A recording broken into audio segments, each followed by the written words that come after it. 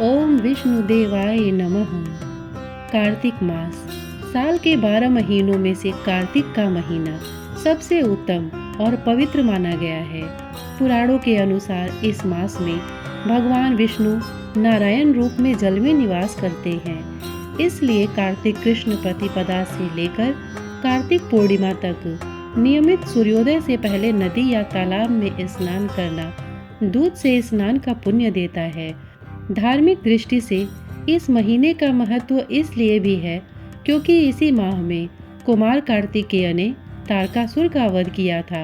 कुमार कार्तिकेय के पराक्रम को सम्मान देने के लिए ही इस माह का नाम कार्तिक रखा गया है। कार्तिक मास के महात्म्य में बताया गया है कि एक गणिका थी। जवानी ढलने लगी तो उसे मृत्यु और उसके बाद की स्थिति का विचार परेशान करने लगा। एक दिन वह एक ऋषि के पास गई और अपनी मुक्ति का उपाय पूछा। ऋषि ने गणिका को कार्तिक स्नान का महात्म्य बताया। गणिका हर दिन सूर्योदय से पूर्व स्नान करके तट पर दीप जलाकर भगवान विष्णु और सूर्यदेव की पूजा करने लगी। इस पुण्य के प्रभाव से बिना कष्ट शरीर से उसके प्राण निकल गए और दिव्य विमान में बैठकर बैकुंठ चली गई। कार्तिक मास की महिमा का वर्णन करते हुए एक कथा देवी रुक्मिणी की भी है। पद्म पुराण के अनुसार पूर्व जन्म में रुक्मिणी गंगा तट पर रहने वाली एक विधवा ब्राह्मणी थी। वह नियमित रूप से गंगा स्नान करके तुलसी की पूजा किया करती थी और भगवान विष्णु का ध्यान करती थी। कार्तिक मास की ठंड में एक दिन स्नान करके पूजा करने के क्रम में इनकी आत्मा को शरीर से मुक्ति मिल गई।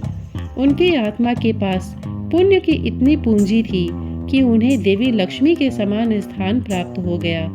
इसी पुण्य के प्रभाव से वह भगवान कृष्ण की पटरानी बनी। कार्तिक महात्म्य का वर्णन करते हुए भगवान श्री कृष्ण ने सत्यभामा को बताया था कि वह पूर्व जन्म में भगवान विष्णु की पूजा किया करती थी। जीवन भर कार्तिक मास में सूर्योदय से पूर्व स्नान करके वह तुलसी को दीप दिखाती थी। इस पुण्य से सत्यभामा श्री कृष्ण की पत्नी हुई। भगवान श्री कृष्ण ने बताया कि कार्तिक का महीना सभी महीनों में मुझे अति प्रिय है। जो भी व्यक्ति इस महीने में अन्न दान दीप दान करता है उस पर कुबेर महाराज भी कृपा करते हैं। कहते हैं कार्तिक स्नान से सीधा वैकुंठ प्राप्त होता है।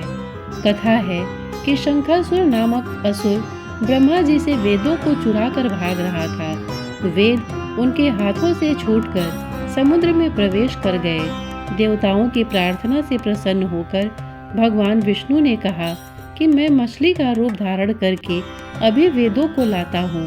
उसी समय भगवान ने कहा कि अब से कार्तिक के महीने में सभी वेदों के साथ मैं स्वयं जल में रहूंगा। इस महीने में नियमित स्नान पूजन करने वाले पर कुबेर भी कृपा करेंगे। जो धर्मात्मा व्यक्ति इस महीने में मेरी पूजा करेगा उसे यमलोक और स्वर्गलोक नहीं सीधा बैकुंठ की प्राप्ति होगी और वह जन्म मृत्यु के चक्र से मुक्त हो जाएगा। और आइए अब सुनते हैं कार्तिक मास महात्म्य कथा अध्याय 13। कार्तिक कथा को सुनो सभी सहज मन लाए। 13वां अध्याय लिखो श्री प्रभु शरण में आए। दोनों ओर से गदाओं बाड़ों और शूलों आदि का भीषण प्रहार हुआ। दैत्यों के तीक्ष्ण प्रहारों से व्याकुल देवता इधर उधर भागने लगे। तब देवताओं को इस प्रकार भयभीत हुआ देख गरुड़ पर चढ़े भगवान युद्ध में आगे बढ़े और उन्होंने अपना सारंग नामक धनुष उठाकर बड़े जोर का टंकार किया। त्रिलोकी शाब्दित हो गई। पल मात्र में भगवान ने हजारों दैत्यों के सिरों को काट गिराया। फिर तो विष्णु और जलंधर का महासंग्राम हुआ। बाणों से आकाश भर गया। लोग आश्चर्य करने लगे। भगवान विष्णु ने बाणों के वेग से उस दैत्य की ध्वजा छत्र और धनुष बाण काट डाले। इससे व्यथित हो उसने अपनी गदा उठाकर गरुड़ के मस्तक पर दे मारी। साथ ही क्रोध से उस दैत्य ने विष्णु जी की छाती में भी एक तीक्ष्ण बाण मारा। इसके उत्तर में विष्णु जी ने उसकी गदा काट दी और अपने सारंग धनुष पर बाण चढ़ाकर उसको बीनना आरंभ किया। इस पर जलंधर विष्णु भगवान पर अपने पैने बाण बरसाने लगा। उसने विष्णु जी को कई पैने बाण मारकर वैष्णव धनुष को काट दिया। धनुष कट जाने पर भगवान ने गदा ग्रहण कर ली और शीघ्र ही जलंधर को खींच कर मारी, परंतु उस अग्निवत अमोघ गदा की मार से भी वह दैत्य कुछ भी चलायमान न हुआ। उसने एक अग्निमुख त्रिशूल उठाकर विष्णु पर छोड़ दिया। विष्णु जी ने शिव जी के चरणों का स्मरण कर नंदन नामक त्रिशूल से उसके त्रिशूल को छेद दिया। जलंधर ने झपटकर विष्णु जी की छाती पर एक जोर का मुष्टिक मारा। उसके उत्तर में भगवान विष्णु ने भी उसकी छाती पर अपनी एक मुष्टि का प्रहार किया। फिर दोनों घुटने टेक बाहुओं और मुष्टिकों से बाहु युद्ध करने लगे। कितनी ही देर तक भगवान उसके साथ युद्ध करते रहे। तब सर्वश्रेष्ठ मायावी भगवान उस दैत्यराज से मेघवाणी में बोले, रे रण दुर्मत दैत्य श्रेष्ठ, तू धन्य है जो इस महायुद्ध में इन बड़े बड़े आयुधों से भी भयभीत न हुआ। तेरे इस युद्ध से मैं प्रसन्न हूँ। तू जो चाहे वर मांगो। मायावी विष्णु की ऐसी वाणी सुनकर जलंधर ने कहा, हे भावुक, यदि आप मुझ पर प्रसन्न हैं तो यह वर दीजिए कि आप मेरी बहन तथा अपने सारे कुटुंबियों सहित मेरे घर पर निवास करें। नारद जी बोले। उसके ऐसे वचन सुनकर विष्णु जी को खेद तो हुआ, किंतु उसी क्षण देवेश ने तथास्तु कह दिया। अब विष्णु जी सब देवताओं के साथ जलंधरपुर में जाकर निवास करने लगे। जलंधर अपनी बहन लक्ष्मी और देवताओं सहित विष्णु को वहां पाकर बड़ा प्रसन्न हुआ। फिर दो देवताओं के पास जो भी रत्न आदि थे सबको ले जलंधर पृथ्वी पर आया। निशुम्भ को पाताल में स्थापित कर दिया और देव, दानव, यक्ष, गंधर्व, सिद्ध, सर्प, राक्षस, मनुष्य आदि सबको अपना वंशवर्ती बना त्रिभुवन पर शासन करने लगा। उसने धर्मानुसार सुपुत्रों के समान प्रजा का पालन किया। उसके धर्म राज्य में सभी सुखी थे। 13वां अध्याय पूर्ण हुआ। आइए अब जानते हैं पवित्र कार्तिक मास में क्या करना चाहिए। कार्तिक मास हिंदुओं के लिए सबसे पवित्र महीना है। इस महीने की अधिष्ठात्री देवी राधा रानी है।